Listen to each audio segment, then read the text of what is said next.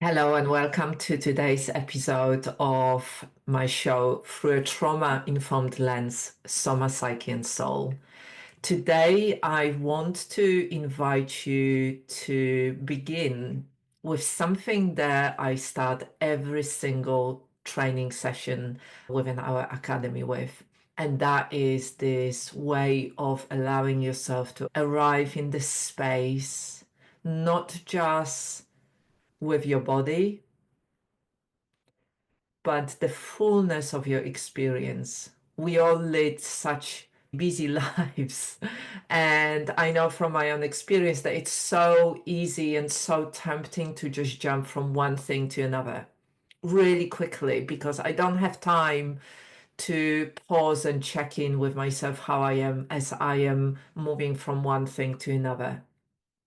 So today, my invitation for you is to actually allow yourself to slow down and pause, turn inward, and notice how you are as you are arriving in this space, listening to this episode.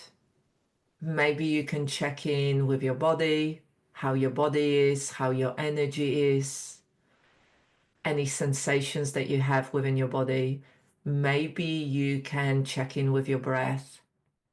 The breath in itself will tell you so much about how you are in this moment. Maybe you can check in with any emotions and feelings that you are experiencing at the moment. Maybe you could also check in with the stories going through your mind. And when I say the stories, I don't mean just the stories that you tell yourself, but the meaning, the stories about the meaning that you create about how you are in this moment, what's going on for you within your life, within this situation. And maybe you could also check in with the level or the quality of connection with your own embodied wisdom and the connection with something greater than yourself. Something that I call life. You might have a different name for it. You might have a name as source or the universe or consciousness or prana.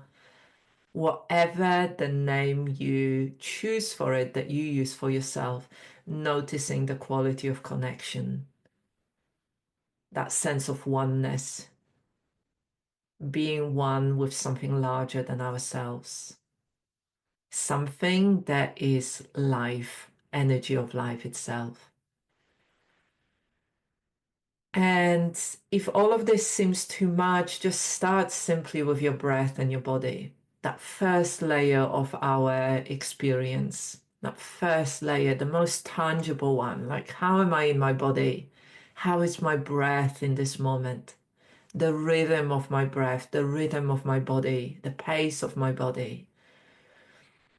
Does it feel cohesive and balanced and steady and stable and grounded and present? Or maybe it feels a little bit all over the place. This one practice can profoundly change your relationship with yourself, with others, and with life. And I was reminded of this as we started our new Spring 2025 cohort last weekend with a group of women who answered their soul's call to join our trauma-informed somatic teacher and coach for women training certification. And my heart is filled with gratitude. And I was profoundly reminded that this one practice of slowing down, pausing, turning inward, checking in with ourselves on those different layers and levels of our experience can be such a profound foundational practice that will have a transformational impact in your life. So take a moment, allow yourself to do that as you are listening to the show today. And maybe you even can decide to do it as you move from different things within your life, maybe from dealing with something into then one-to-one or holding a group session or finishing work as you shifting back to your personal life and being with your family. Try it out. Don't take my word for it. And today I want to speak directly to something that I hear from so many women. The women that I have privilege to work with, deeply conscientious, sensitive, wise women who feel the call to guide, to teach, to coach, to hold space for others. Women who answer this call, but also feel this heavy doubt sitting in their chest. This voice that says, who am I to guide others when I still have my own work to do? I'm not healed enough. I'm not good enough. I have more work to do before I can even start talking about this or offering space to others. Sounds familiar? Notice if that resonates with you. And so in today's episode, I want to challenge this myth. I want to hold this space for us to explore how this way of thinking, this story, this meaning that we created about not being there yet in order to hold space for others is a lie. Or maybe not a lie, but a simple misunderstanding. And I want to offer you a different way of looking at it if this is what you are struggling with.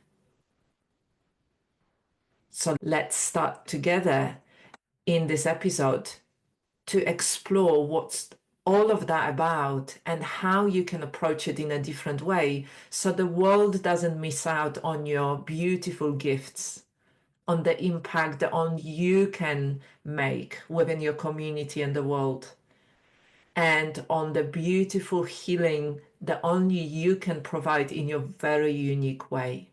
So let's explore it a little bit more. There is a narrative within the coaching and healing world that says that you have to be perfectly healed. You have to be crystal clear about your journey, about healing your wounds, completely free of any wounds or doubts before you can serve others with integrity. And I just want to say here loud and clear, that's not true. I'm going to repeat that one more time. That's not true. In fact, this way of thinking and perceiving things and understanding things can become a barrier to stepping into your soul's purpose. Because the truth is, your lived experience is part of your unique medicine. It's part of your embodied wisdom, the embodied wisdom of your lived experience. It's part of your true heart-centered tenderness. It's part of your embodied resilience. The way you've navigated challenges in your life and the complexity of big and small things in your life, the moments you felt lost, and when you found some small glimmers of hope, of the light at the end of the tunnel, glimmers of ground and stability again. These are not things to fix or move on from before you can teach or coach others. For me, these are gold. They pure gold. They are things that make you human, truly human, through all the layers of your being, true human in the wholeness of that understanding, of that shared experience that we have together as human beings. And what matters within that perspective, when we look at it from that perspective, what matters most isn't perfection. It's not about being completely sorted. It's not about having all the answers. It's not about having conquered everything and you are at the end victorious. It's simply about presence. It's your ability to sit with another human being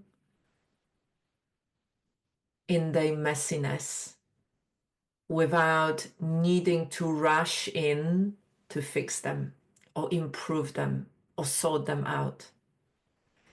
It's your capacity to tune to your own nervous system and your nervous system and physiological state, and state regulated enough to offer safe enough space for your client or your student or another person, if it is in a personal capacity. It's about being able to recognize when a survival response is happening in yourself or someone else, and not be thrown off or do something to re-traumatize yourself or the other person. This is the core of trauma-informed somatic work. This is why I love this work. It's not about being a flawless version of yourself, perfectly sorted, having all the answers, presenting as I sorted out all my problems. Now it's all beautiful and wonderful, and I can show you how to do it for yourself.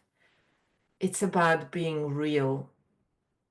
It's about being rooted in the present moment, in our capacity to hold space for another. It's about being human with all the imperfections, with all the messiness that lives bring.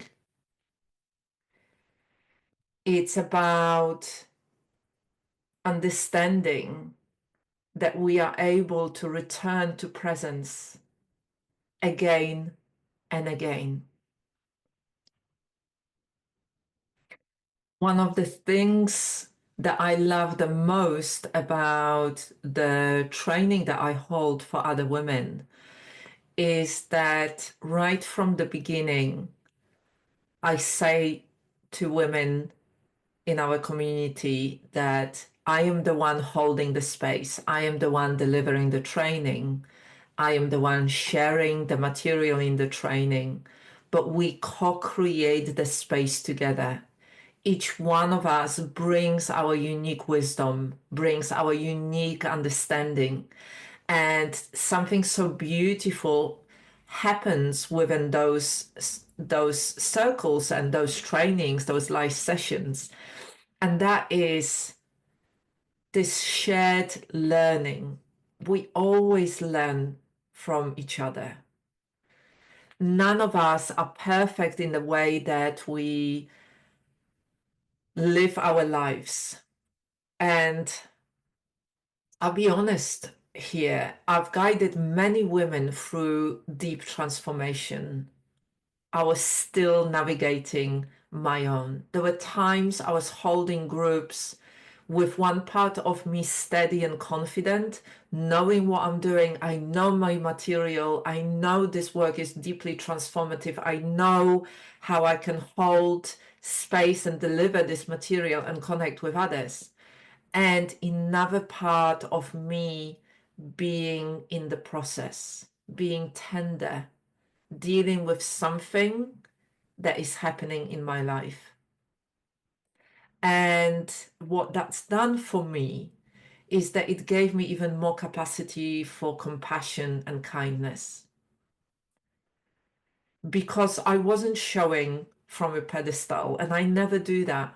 I never think that I have got all the answers, that my life is completely fixed and perfect, that I've gone through all my learning and I am some kind of guru. I always am walking beside my clients. I understand that none of us are perfect. I understand that we all have our doubts. Every time I step into something new and I do something new, my imposter part comes up, freaking out. My anxious part's coming up, freaking out. And I learned to work with that as a way of understanding, okay, yes, there are parts that are coming up. They're trying to keep me safe. I am growing. I have to show up in a slightly different way. I have to work with it differently. And this is not easy. This is hard. I'm struggling here. And can I be kind to those parts of me that are struggling? So if you ever doubted whether you're ready enough or qualified enough, I want this to be a soft reminder for you. You already carry the medicine, and the work we do together can help you ground it. The work, the course, the training that I designed is there to help you integrate it, to really embody it through your daily practices and through working with others, and to share it with others from that space of embodiment and integrity, doing it with care, with ethics, with the soul's purpose,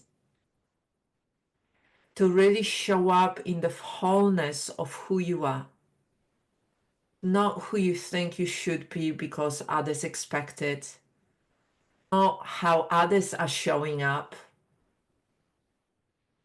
not through comparing yourself with others, but in your completely unique way, in a way that only you can do.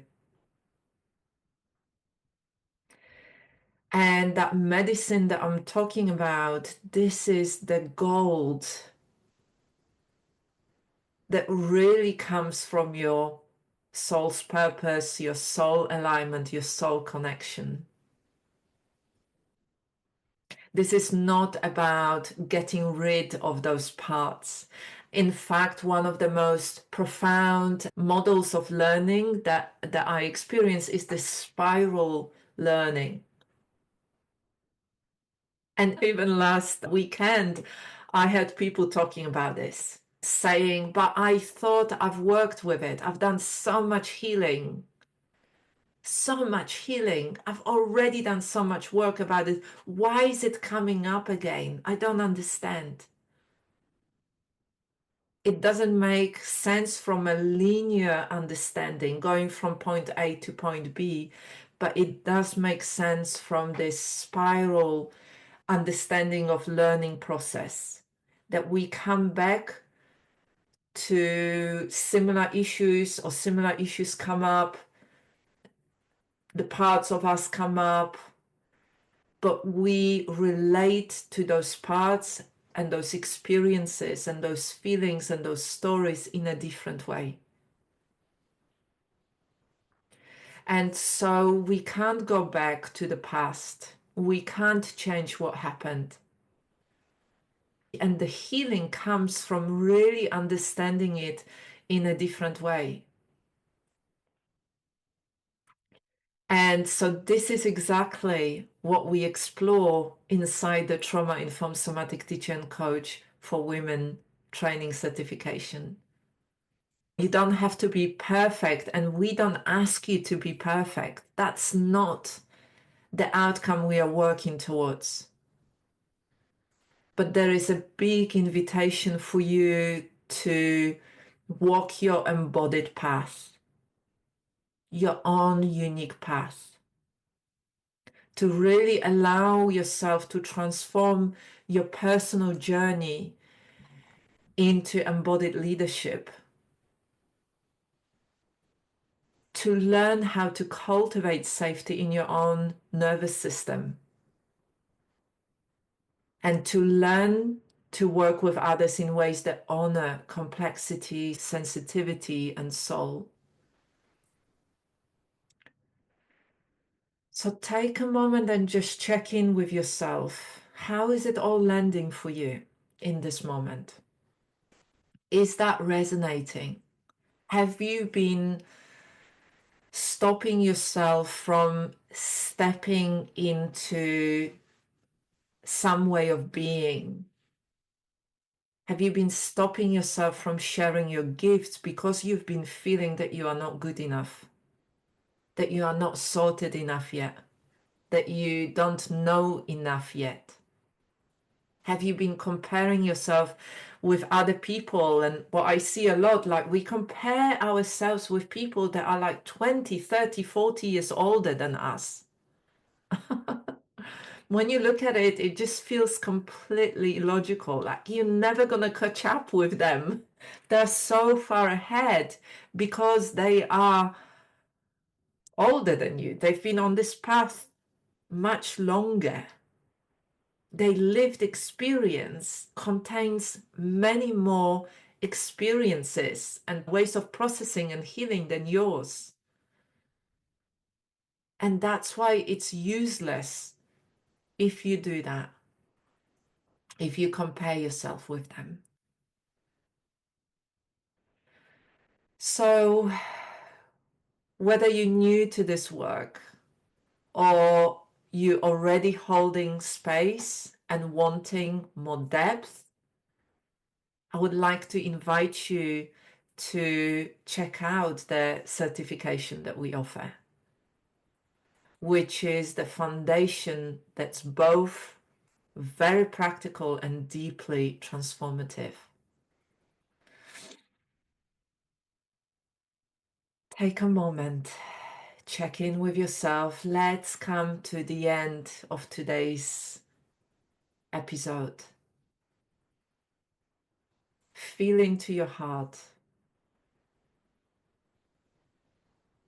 And what if your path, your real messy human path, is exactly what qualifies you to guide others? Not because you have it all figured out, not because you're perfect, not because you have all the answers, but because you've learned how to be with yourself with more compassion, with more tenderness and kindness, with more curiosity. And you can offer the same presence to others. Thank you for joining me here in this space. And thank you for all the work that you're already doing, even if it's quiet, unseen, or still unfolding. It all matters. The world really needs your work. If you don't believe me, switch on TV, watch some news, look around you. The messiness of daily life can really do with your unique medicine. It really matters. So until the next time, keep being kind to yourself, stay grounded, and trust what's already within you. Take care for now.